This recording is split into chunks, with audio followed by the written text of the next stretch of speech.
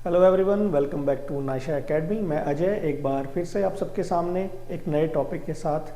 और आज का जो टॉपिक है वो है हमारा कंडीशनल सेंटेंस। कंडीशनल सेंटेंस आपको क्यों पढ़ना चाहिए? वो इसलिए कि आपके RIMC, सैनिक स्कूल और मिलिट्री स्कूल, इसमें बड़ा ही इम्पॉर्टेंट टॉपिक और रोल अदा करता है कंडीशनल सेंटेंस। और ज़्यादा टफ और टिपिकल नहीं है, बड़े इजीली हम इसको सीखेंगे। और इस वीडियो में सबसे पहले हम बात करें तो कंडीशनल सेंटेंस में एक्चुअल में हम टाइप 1 सीखेंगे। फिलहाल हम बात करते हैं कंडीशनल सेंटेंस है क्या।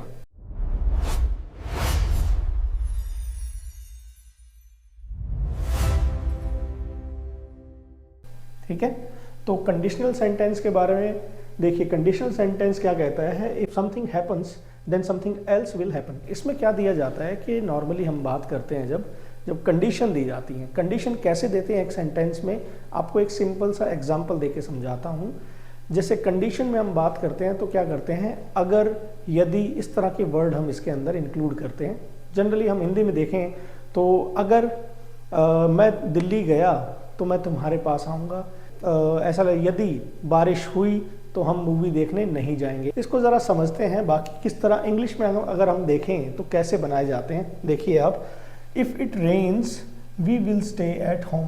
कहने का क्या मतलब हो गया कि अगर बारिश हुई तो हम क्या होंगे, घर पे ही रुकेंगे।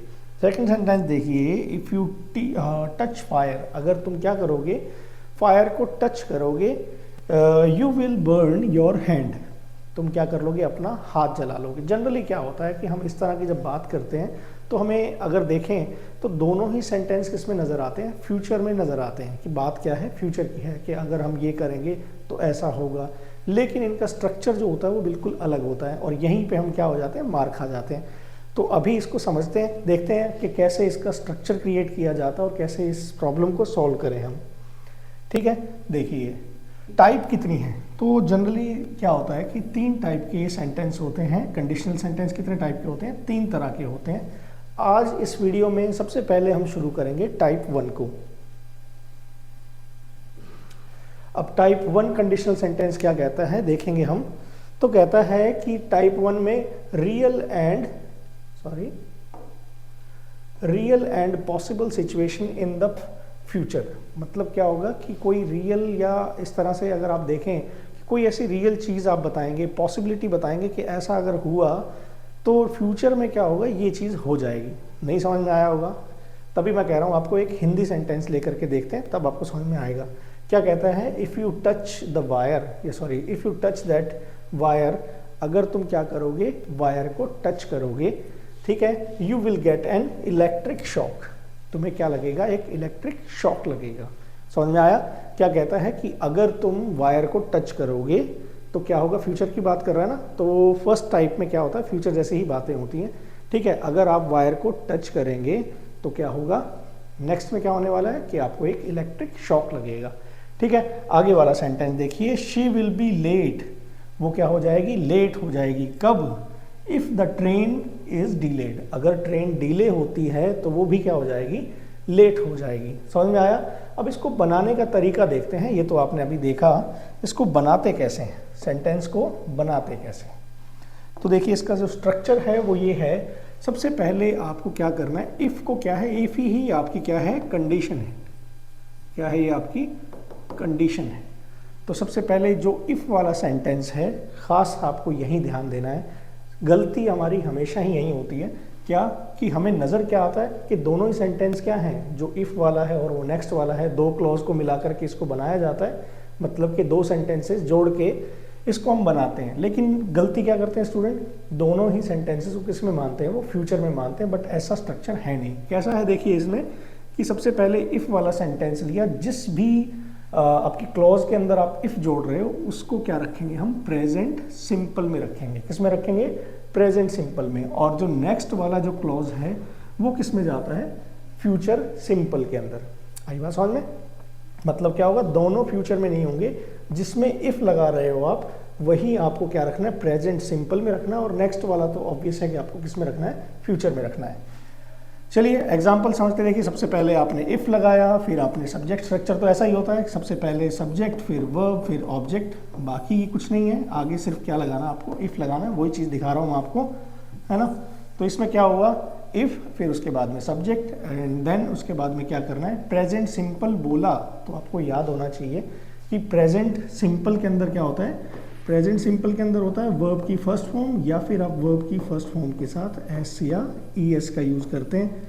तो यही चीज़ यहाँ पे हुई कि आप क्या कर रहे हैं, इफ़ लगा रहे हैं, फिर उसके बाद में आपने इसके साथ क्या रखना है, प्रेजेंट इंडेफिनेट का यूज़ करना है या प्रेजेंट सिंपल का। तो सब्जेक्ट के बाद आपने क्या यूज़ किया, वर्ब की फर्स्ट फॉर्म, यहाँ पे आप एस या ई एस भी ऐड कर सकते हैं एज अ, जैसा कि आपका सब्जेक्ट होगा उस हिसाब से।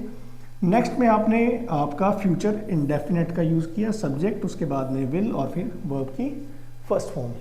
आया समझ में। आगे हम जब प्रैक्टिस करेंगे इस पूरे प्रोसेस के बाद, एक बार सीख लेते हैं, उसके बाद हम एक क्या करेंगे, टेस्ट लगाएंगे, और उस टेस्ट में श्योर है कि आप इसको सीख जाएंगे। इतना बड़ा टफ वो टॉपिक लगा नहीं मुझे, ठीक है। चलिए देखते हैं एग्जाम्पल। देखिए एग्जाम्पल कैसा है, तो एग्जाम्पल में क्या देखते हैं, इफ़ यू स्टडी, क्या देखा आपने, if you study you will get, sorry you will pass. आया, यहाँ पे इफ़ वाले के साथ हमने क्या यूज़ किया है, प्रेजेंट इंडेफिनेट का यूज़ किया है, और नेक्स्ट वाले सेंटेंस में हमने क्या लिया है, फ्यूचर इंडेफिनेट को लिया है, ठीक है। बस इतना सही चीज़ आपको ध्यान देनी है। नेक्स्ट आगे आइए, आगे वाला जो सेंटेंस कहता है शी विल सक्सीड, वो क्या हो जाएगी, सक्सीड हो जाएगी या सक्सेस पा लेगी, कब, if she work hard. If she works hard, तो आपने देखा ये इफ़ वाले के साथ आपने क्या देखा, वर्ब की फर्स्ट फॉर्म के साथ क्या लगाया है, एस या ई एस लगा है, मतलब क्या हो गया, ये प्रेजेंट सिंपल का इस्तेमाल हुआ है। तो मैंने आपको बताया था, खास चीज़ इसमें जो नोटिस करने वाली है वो यही है कि इफ़ जब भी आप लगा रहे हो, जिस क्लॉज के अंदर लगा रहे हो, उसमें हमें क्या करना है, प्रेजेंट इंडेफिनेट का यूज़ करना है, और जो दूसरे वाला है उसमें प्रेजेंट सिंपल का यूज़ करना है, ठीक है। एक और एग्जाम्पल देखिए, इफ़ वी लीव अर्ली, मतलब अगर हम जल्दी ही यहाँ से निकल जाएंगे, we will reach on time, हम क्या हो गए, टाइम पे पहुँच जाएंगे। तो देखिए इफ़ वाले सेंटेंस के साथ आपने क्या यूज़ किया, प्रेजेंट इंडेफिनेट, वर्ब की फर्स्ट फॉर्म या फिर फर्स्ट फॉर्म के साथ एस या ई एस, ठीक है। नेक्स्ट में आप क्या देख रहे हैं, नेक्स्ट में आप देख रहे हैं फ्यूचर इंडेफिनेट, गेट इट। उसके बाद में देखिए you will sick, sorry you will get sick, तुम क्या हो जाओगे, बीमार हो जाओगे, if you get too much, sorry if you eat too much. तो क्या कह रहा है यहाँ पे, यू विल गेट सिक, तुम क्या पड़ जाओगे, बीमार पड़ जाओगे, if you eat too much, अगर तुम बहुत ज़्यादा खा लेते हो। अब इस चीज़ को आपको थोड़ा ध्यान देना पड़ेगा, ये इफ़ वाला जो क्लॉज है ज़रूरी नहीं है कि ये हमेशा क्या है, फ्रंट में हो या शुरुआत इसी से ही हो, ज़रूरी नहीं है, ये पीछे भी हो सकता है, आगे भी हो सकता है, इसको आप नोट कर सकते हैं। उसके बाद देखिए इफ़ इट रेन्स, अगर बारिश होती है, we will not go outside, हम क्या है, बाहर नहीं जाएंगे। समझ में आया सबको। तो सब हर बार आप क्या देख रहे हैं, इफ़ वाले के साथ हमें क्या नज़र आ रहा है, प्रेजेंट इंडेफिनेट नज़र आ रहा है, और आगे वाला जो सेंटेंस है वो किस में जा रहा है, फ्यूचर इंडेफिनेट में। आगे यहाँ पे हमें देखने को क्या मिल सकता है, अगर आप ध्यान देंगे तो यहाँ हमें क्या है, मॉडल का भी इस्तेमाल करना पड़ सकता है, किया जाता है, ठीक है। वो हम आगे जैसे कि टेस्ट लगाएंगे उसमें आपको मैं बताऊंगा। तो यहाँ पे नेगेटिव है, नेगेटिव को आपको बनाना पड़े तो कैसे बना सकते हैं, देखिए सबसे पहले आपको क्या है, देखिए इफ़ के साथ आपने क्या लिया, प्रेजेंट सिंपल। तो प्रेजेंट सिंपल का नेगेटिव क्या होता है, सबसे पहले सब्जेक्ट, सब्जेक्ट के बाद डू और डज, उसके बाद में नॉट, और फिर उसके बाद में वर्ब की first form and then object आता है। तो आप देखिए इफ़ यू डू नॉट, ये क्या लिखा है, if you do not study, अगर आप स्टडी नहीं करोगे, यू विल फेल, ठीक है। तो क्या हो गया, आप क्या हो जाओगे, फेल हो जाओगे, अगर आप स्टडी नहीं करोगे तो फेल। मेन रूल जो है वो यही है, कौन सा, कि आपको इफ़ वाले क्लॉज में क्या रखना है, प्रेजेंट सिंपल, और आगे वाले में फ्यूचर इंडेफिनेट, फ्यूचर इंडेफिनेट को रखेंगे। इसी तरह से ये देखिए if he doesn't hurry, if he doesn't hurry, अगर वो क्या नहीं करेगा, जल्दी नहीं करेगा, he will miss the bus, वो क्या कर देगा, बस को मिस कर देगा, मतलब उसकी बस छूट जाएगी अगर वो जल्दी नहीं करेगा। तो ये हमारा नेगेटिव था। नेगेटिव आपके दोनों साइड हो सकते हैं, कोई इशू नहीं है इसको बनाने में। आगे बढ़ते हैं। अब आपको ये नोटिस करना है, ये जो लिस्ट दी है मैंने, ज़रूरी नहीं है कि हर बार आपको क्या हो, सेंटेंस कैसा मिले, इफ़ को लगा कर, कैसा दे कि हर जगह क्या लगा दे, वो इफ़ लगा दे, ऐसा ज़रूरी नहीं है। इनसे भी क्या की जाती है, कंडीशन बनाई जाती है। कंडीशन अनलेस से भी हो जाती है, ये आप एग्जांपल देख लीजिए, you will fail unless you study, same मतलब निकलेगा। और provided that, as long as, on condition that, in case, देख लीजिए carry a jacket in case it's cold, मतलब ज़्यादा ठंड हो तो इसके लिए क्या कर लो, ठीक है, आप जैकेट ले सकते हो। Even if I will help you even if I am busy, मैं क्या कर सकता हूँ, तुम्हारी हेल्प कर सकता हूँ भले ही मैं क्या हूँ, बिजी हूँ। तो इवन इफ आपको यूज़ करना आना चाहिए। उसके बाद ओनली इफ, वेदर, और ये जितने भी दिए हैं मैंने, ये सारे ही एज अ कंडीशन इस्तेमाल किए जाते हैं। ज़रूरी नहीं है कि आपको क्या मिल जाए वहाँ पे इफ़ का इस्तेमाल करने को मिले, ठीक है। चलिए आगे बढ़े। अब हम क्या करते हैं, अपना टेस्ट करके देखते हैं कि टेस्ट में क्या आपने सीखा। भाई आपको सिर्फ चीज़ें क्या है मैं आपको बताता चलूँगा। आगे बढ़ते हैं। देखिए एक बार के लिए हम क्या करते हैं, रिकॉल करके देखते हैं हमने क्या पढ़ा है अभी तक। टाइप 1 में इसके अलावा कुछ नहीं है। सबसे पहले आपको ध्यान देना है जिस चीज़ के ऊपर, वो ये है कि जहाँ भी आप जिस क्लॉज में आप इफ़ लगा रहे हो उसके साथ आपको क्या यूज़ करना है, प्रेजेंट इंडेफिनिट का यूज़ करना है, चाहे वो नेगेटिव है या पॉजिटिव है। उसके आगे वाला जो क्लॉज है उसमें आपको क्या यूज़ करना है, सिर्फ उसमें फ्यूचर इंडेफिनिट का यूज़ करना है। दूसरी चीज़ मैंने आपको बताई, मॉडल आ सकते हैं, कोई इशू नहीं है, ठीक है। चलिए इसको पढ़िए और देखिए कि क्या आपने सीखा। मैं 100% श्योर हूँ कि आपको आ गया होगा। बस ये दो ही चीज़ें तो ध्यान रखनी है, इससे ज़्यादा बड़ी तो चीज़ है ही नहीं। We will miss the train, हम क्या कर देंगे, ट्रेन को मिस कर देंगे। इफ़ वी ब्लैंक होम, अब यहाँ पे इफ़ वाला क्लॉज इसके साथ जुड़ा हुआ है, आपको यहाँ पे क्या करना है, प्रेजेंट इंडेफिनिट का यूज़ करना है। क्या करना है, प्रेजेंट इंडेफिनिट का। तो इनमें से आप देखिए, प्रेजेंट कॉन्टिन्यूस, पास्ट कॉन्टिन्यूस, और ये विल बी और कम, ये फ्यूचर, और ये आपका क्या हो गया, प्रेजेंट इंडेफिनिट। तो वी आपका प्लूरल हुआ तो इसके लिए क्या होगा, कम होगा। तो आपका जो राइट आंसर है वो डी नंबर ऑप्शन है, ठीक है। चलिए आगे बढ़ते हैं। अगला जो सेंटेंस है उसको देखिए, if she blank fast she will catch the bus. अगर वो क्या करेगी, यहाँ पे वर्ब क्या यूज हुई है, रन यूज हुई है। तो इफ वाले क्लॉज में प्रेजेंट इंडेफिनिट, प्रेजेंट इंडेफिनिट देखिए, ये भी आपका प्रेजेंट इंडेफिनिट, ये भी आपका प्रेजेंट इंडेफिनिट, सी और डी दोनों रॉन्ग हो गए।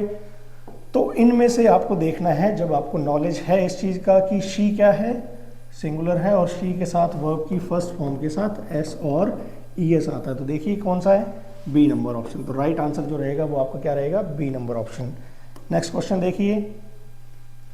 चलिए थर्ड में क्या कहता है, they blank be happy if they win the match. तो आप यहाँ पे फिर से देखिए, इफ वाले क्लॉज में क्या किया गया, प्रेजेंट इंडेफिनिट का यूज किया गया है, ठीक है। तो इफ वाले के अलावा दूसरे में हम क्या कोशिश करें कि हमें फ्यूचर क्या रखना है, हमें फ्यूचर इंडेफिनिट।